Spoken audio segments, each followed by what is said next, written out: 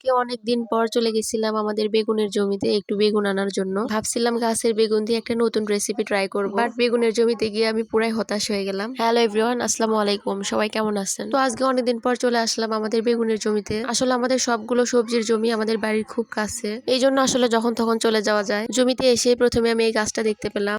এই গাছে যে ফুলগুলো দেখা যাচ্ছে, এই ফুলগুলোর ভিতরে মিষ্টি জাতীয় কিছু একটা থাকে। তো আমরা ছোটবেলায় যখন খেলতাম তখন এই ফুলগুলোর ভিতর থেকে মিষ্টি বের করে খাইতাম। তো ওই গাছটা দেখে হঠাৎ করে আমার সেই কথা মনে পড়ে গেল। আর আমাদের জমিতে অনেকদিন হলে বেগুন ওঠানো হয় না, এই জন্য সবগুলো বেগুনই আসলে বুড়া হয়ে গেছে, একটা বেগুনও ভালো ছিল না।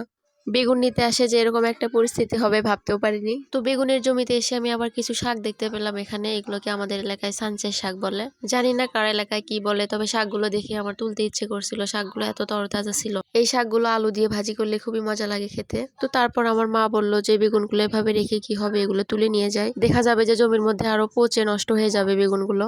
এই জন্য আমার মা জমির সব বেগুনগুলো তুলে নিচ্ছিল। আর বেগুনের জমির ভিতরে একটা ডাঙ্গার গাছও দেখতে পেলাম আমি। প্রতি বছর দেখা যায় যে রমজান মাসে বেগুনের দাম অনেকটাই বেড়ে যায়, বাট এই বছর বেগুনের দাম এত কম যে কেউ নিতেই চায় না। তো দাম কম হওয়ার কারণে আসলে বেগুনগুলো ওঠানো হয়নি, যার জন্য এই অবস্থা হয়ে গেছে বেগুনগুলা। যারা এবছর বেগুনের চাষ করছে তাদের একদম চরম লস হয়ে গেছে। তো সবগুলো বেগুন আমার মা জমি থেকে তুলে নিয়ে যাচ্ছে। তারপর বেগুনগুলোর মাঝখান দিয়ে এভাবে কেটে নেওয়া হচ্ছিল, আর এবার এর ভিতরে দিয়ে দেওয়া হলো পানি।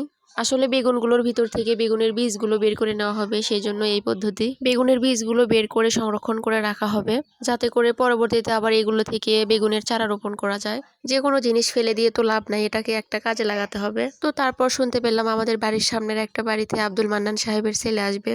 যারা বগুড়ার লোক তারা আব্দুল মান্নানকে খুব ভালো করে চিনবেন। তিনি অবশ্য বেঁচে নাই, তবে তিনি সারিয়াকান্দি এলাকার যে উন্নয়ন করছে সেটা সারিয়াকান্দি এলাকার লোকজন কখনোই ভুলতে পারবে না। আব্দুল মান্নান সাহেবকে আমি অনেকবারই দেখছিলাম, তার ওয়াইফকেও দেখছিলাম, বাট তার ছেলেকে কখনো দেখি নাই। এই জন্যই ভাবলাম যে দেখে আসি। আর আমাদেরকে একটা লোক ডাকতে আসছিল সেখানে যাওয়ার জন্য। আর এখানে এসে দেখলাম ছোট বাচ্চাদের আইসক্রিম বিতরণ করা হচ্ছে, আর তারা লাইন ধরে সেই আইসক্রিম নিচ্ছে। আসলে ছোট বাচ্চারা অল্পতেই খুশি হয়ে যায়, তাই না? আর আমাদের বাংলাদেশি পাবলিকদের একটা কমন বিষয় হচ্ছে, তারা যদি ফ্রিতে 2 টাকার জিনিসও পায় তারা সেটা মিস করবে না। তো এখানে তারা দিচ্ছে হচ্ছে বাচ্চাদের আইসক্রিম, বাট বড়রা যায় ভিড় করছে আইসক্রিম নেওয়ার জন্য। কি একটা অবস্থা! তো এখানে এসে দেখলাম বেশ ভালোই লোকজন হয়েছে।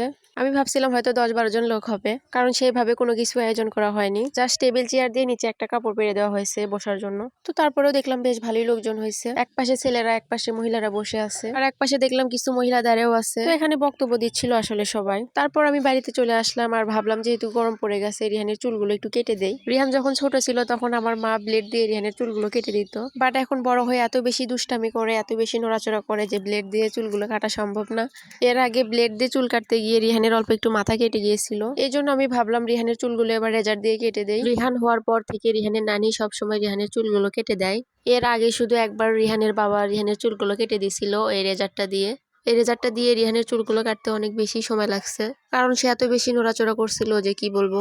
আমার মা রিহানকে ধরেছিল আর আমি রেজার দিয়ে রিহানের চুলগুলো কেটে দিচ্ছিলাম, বাট তারপরেও তার নড়াচড়া কমতেছিল না। তো অবশেষে রিহানের চুলগুলো কেটে দিতে সফল হলাম। আসলে যে পরিমাণ গরম পড়ে গেছে, বাচ্চাদের মাথায় চুল থাকলে দেখা যায় তাদের গরমটা আরো বেশি বেড়ে যায়। এই জন্যই আসলে রিহানের চুলগুলো কেটে দিলাম, গ্রামের আঞ্চলিক ভাষায় যেটাকে লারু মাথা বলে আর কি। তারপর রিহান অনেক বেশি কান্নাকাটি করতেছিল, এই জন্য ওকে এই ছাগলগুলো দেখাচ্ছিলাম। এই ছাগলগুলো আমাদের, এই ছাগলের বাচ্চাগুলো দেখলে রিহান অনেক বেশি খুশি হয়ে যায়, সেই জন্যই ওকে একটু এগুলো দেখাচ্ছিলাম আমি। আর এই তো এটা হচ্ছে রিহান বাবার লারু মাথা করার পর ফাইনাল লুক। আর চুলগুলো কেটে দেওয়ার পর রিহানের চেহারাটাই কেমন জানি পাল্টে গেছে। আমার কাছে মনে হয় চুলের উপরই মানুষের অনেকটা সৌন্দর্য নির্ভর করে। চুল থাকলে মানুষকে একরকম লাগে, আবার চুল কেটে ফেললে অন্যরকম লাগে। তো রিহানকে সবাই লারু মাথা বলে খেপাচ্ছিল। ছোটবেলায় যদি কেউ চুল কাটতো আমরাও তাকে এরকম লারু মাথা বলে খেপাইতাম, তো সেই কথাটাও মনে পড়ে গেল আমার। আর এদিকে এসে দেখি আমার মা হাঁসের বাচ্চাগুলোকে গোসল করে দিচ্ছে।